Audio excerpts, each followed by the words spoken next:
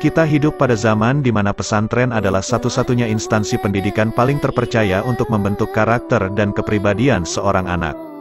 Jangan sampai panjenengan salah memilihkan tempat belajar untuk anak kandung panjenengan sendiri.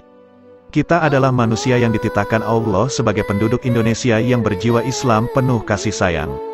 Untuk itu jangan sampai anak panjenengan justru dididik oleh orang-orang yang tidak menyukai Islam yang bernafaskan kasih sayang. Atau dididik oleh orang yang sembunyi di balik Islam namun tidak mempunyai jiwa peri kemanusiaan. Dengan kata lain anak Anda justru akan dididik dalam lembah kebencian. Maka dari itulah pembahasan ini kami hadirkan, yakni dengan maksud mengulas salah satu pondok terpenting yang ada di tanah Indonesia. Kami selaku tim kreatif kanal YouTube Media Ngaji akan sedikit mengulas mengenai asrama perguruan Islam Pondok Pesantren Salaf yang berada di Tegalrejo Kabupaten Magelang, Jawa Tengah. Asrama perguruan Islam Pondok Pesantren Salaf Tegalrejo Magelang didirikan pada tanggal 15 September tahun 1944 oleh Al-Karim Kiai Haji Hudori. Beliau merupakan ulama yang juga berasal dari desa Tegalrejo. Beliau adalah menantu dari Kiai Haji Dalhar pendiri Pondok Pesantren Darussalam Watu Congol, Muntilan, Magelang. Dengan berdirinya asrama perguruan Islam, diharapkan agar kelak para santrinya mampu dan mau menjadi guru yang mengajarkan dan mengembangkan syariat-syariat Islam di daerahnya masing-masing. Adapun yang melatar belakangi berdirinya asrama perguruan Islam adalah adanya semangat misi ilahi kalimatillah yang telah mengkristal dalam jiwa suci sang pendiri. Di mana kondisi masyarakat Tegalrejo pada waktu itu masih banyak yang berlumuran dengan perbuatan-perbuatan syirik dan antipati terhadap tata nilai sosial yang islami. Respon masyarakat Tegalrejo atas didirikannya Pondok Pesantren Api Tegalrejo pada waktu itu terbilang sangat memprihatinkan. Sebab kala itu masyarakat setempat masih kental dengan aliran-aliran kejawen. Sebagai seorang ulama yang jiwanya telah terdidik bertahun-tahun di berbagai pesantren, Al-Karim Kiai Haji Hudori tetap tegar dalam menghadapi dan menangani segala hambatan dan tantangan yang datang. Berkat ketegaran dan keuletan yang beliau miliki dalam upayanya mewujudkan Pondok Pesantren Api, baik secara lahir maupun batin, santri yang pada awal berdirinya hanya berjumlah 8. Beberapa tahun kemudian sudah ramai hingga jumlahnya mencapai ratusan.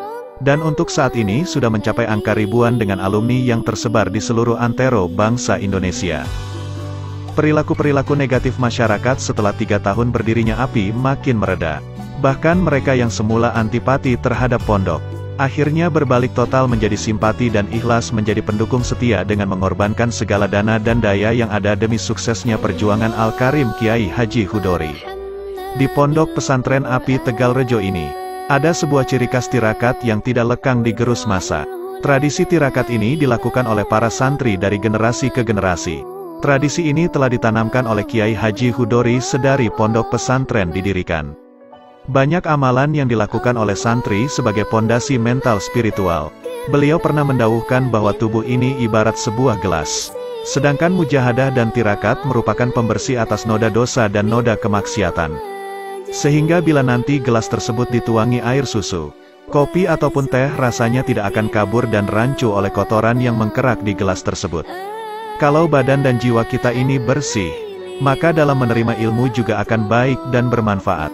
Bentuk tirakat yang dilakukan oleh santri Api Tegalrejo Magelang diantaranya adalah seperti saum mudahar atau puasa nahun. Puasa ngerowot atau puasa dengan meninggalkan segala bentuk makanan yang berbahan dasar beras dan ketan. Puasa Yaman Huwa atau puasa dengan meninggalkan segala bentuk makanan yang bernyawa seperti daging dan telur.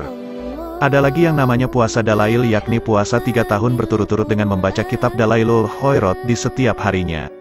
Ada juga puasa Quran yakni puasa selama 1 tahun penuh yang mana pada setiap harinya membaca Quran 1 juz. Selain itu juga ada amalan wirid mujahadah. Mujahadah maghrib dan mujahadah yang dilaksanakan mulai tengah malam hingga pukul 1 istiwa. Amalan mujahadah tersebut sudah menjadi rutinitas wajib yang mesti dilakukan oleh seluruh santri dan pengurus. Adapun struktur kepengurusan pesantren dibentuk melalui sebuah rapat pleno yang diadakan tiap sepertiga akhir bulan Syawal. Anggota sidang dirawuhi langsung oleh ahlu bait dan semua santri yang sudah lulus tingkatan ihya. Untuk pengasuh utama saat ini adalah Kiai Haji Mudrik Hudori dan Kiai Haji Hanif Hudori dengan dibantu ahlu bait yang lain. Rapat tersebut membahas mengenai penetapan struktural pengurus pondok yang meliputi seksi Dewan Qori'in, sekretaris pesantren, bendahara atau bagian administrasi keuangan, staf keamanan, bidang pembangunan pesantren, kebersihan pesantren dan yang lain sebagainya. Sektor kepengurusan tersebut dibentuk guna menjalankan roda kegiatan dan berbagai sistem-sistem yang ada di pondok pesantren. Di Pesantren Api Tegalrejo, ada 9 tingkatan yang harus ditempuh untuk dikatakan lulus. Yang pertama adalah Asifir.